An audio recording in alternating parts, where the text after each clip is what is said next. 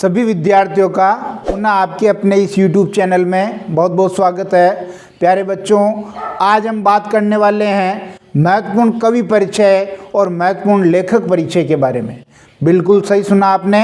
अनिवार्य हिंदी में कौन कौन से लेखकों का और कौन कौन से कवियों का परिचय हम याद करें कि एक सेलेक्टेड जो कवि और लेखक हैं उनका परिचय याद करें और वो के वही प्रश्न अपने बोर्ड एग्जाम में मैच कर जाएं, तो बिल्कुल वही महत्वपूर्ण कवि परिचय लेखक परिचय में आपके सामने लेकर के आया हूँ। आप अंत तक वीडियो को देखिए, ज़्यादा लंबा वैसे ही वीडियो नहीं होगा। सबसे पहले तो आपको जानकारी होनी चाहिए कि जो कवि परिचय और लेखक परिचय वाला प्रश्न है वो कितने अंक का आएगा। वो आएगा आपके बोर्ड परीक्षा में 5 अंक का। अब आप पूछोगे सर 5 अंक का प्रश्न तो है ही नहीं। बिल्कुल 5 अंक का एक साथ प्रश्न नहीं पूछेगा, वो अलग अलग प्रश्न पूछेगा। कैसे प्रश्न पूछेगा जो मैं आपको यहाँ बता दूं, वो अति लघुतरात्मक प्रश्न पूछेगा। अति लघुतरात्मक प्रश्न पूछेगा, 2 प्रश्न 2 अंक के, और लघुतरात्मक प्रश्न पूछेगा वो लघुतरात्मक प्रश्न पूछेगा 1 प्रश्न 3 अंक का। ध्यान दीजिए, तो 2 प्रश्न 2 अंक के हो गए, यानी प्रत्येक प्रश्न 1 अंक का होगा, तो 2 अंक के हो गए। और 1 प्रश्न यहाँ 3 अंक का पूछा जाएगा, यानी 2 अंक और 3 अंक मिलके कितने हो गए आपके? 5 अंक हो गए। अब प्रश्न ये उठता है कि ये जो 2 अंक होंगे, इस 2 अंक में आप क्या ध्यान रखेंगे? जो 2 अंक होंगे या किसी कवि का या किसी लेखक का 1-1 अंक का आएगा। लेखक का जन्म स्थान और जन्म वर्ष, या तो ये पूछा जाएगा जन्म स्थान या जन्म वर्ष पूछा जाएगा, या फिर किसी लेखक का, लेखक कर दें यहाँ, किसी लेखक का जन्म स्थान या जन्म वर्ष पूछा जा सकता है। और दूसरा जो प्रश्न बनेगा वो बनेगा आपका रचनाएं। कोई 2 रचनाएं इसमें पूछी जा सकती है, या कोई 2 रचनाएं लेखक की पूछी जा सकती है। ठीक है, ध्यान दीजिए वापस कि जो 2 अंक का प्रश्न होगा, किसी कवि का जन्म स्थान जन्म वर्ष पूछ लेगा।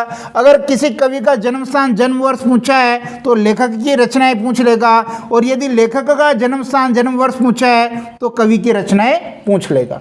और लघुतरात्मक जो प्रश्न होगा इसमें वो एक ही प्रश्न होगा, और ये अथवा में होगा। अथवा में या तो पूछेगा कवि परिचय या फिर पूछेगा लेखक परिचय। तो हुए कि नहीं हुए? आपके 5 अंक हुए कि नहीं हुए? 2 अंक इसके हो गए और 3 अंक इसका हो गया। अब कौन कौन से हम लेखकों के और कवियों के परिचय याद करें कि हमारा जो अच्छे अंक लाने का सपना है वो पूरा हो जाए, हमारे वो प्रश्न मैच कर जाए, तो वो मैं आपको बता देता हूं। तो इस 5 अंक को प्राप्त करने के लिए आपको एक तो अपना काव्य खंड है और एक है अपना गद्य खंड।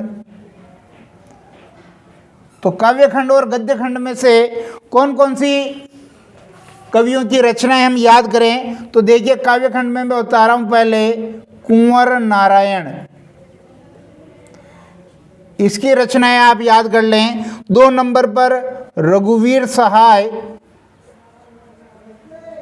इसकी रचनाएं आप याद कर लें। 3 नंबर पर गजानन माधव मुक्तिबोध, इनकी रचनाएं आप याद कर लें। और 4 नंबर पर शमशेर बहादुर सिंह, शमशेर बहादुर सिंह, इनकी रचनाएं याद कर लें। गद्य खंड में इसी प्रकार आप याद करें महादेवी वर्मा, महादेवी वर्मा। आप इसी तरह याद करें धर्मवीर भारती को, धर्मवीर भारती। इसी तरह आप याद करें फणीश्वर नाथ रेणु को,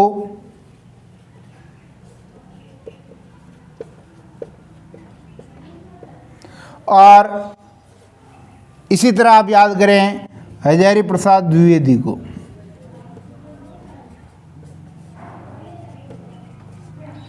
ये 4 कवि और 4 लेखकों को आप अच्छी तरह तैयार कर लें। हम बहुत जल्दी इनकी शॉर्ट ट्रिक्स लेकर के आएंगे जिनके द्वारा आसानी से हम इनकी रचनाओं को याद कर सकें। आप इसका एक स्क्रीनशॉट ले लें और निश्चित रूप से ये आपके बोर्ड परीक्षा में बहुत ही हेल्प करने वाले हैं, आपके पूरे अंक दिलाने वाले हैं। बहुत बहुत धन्यवाद।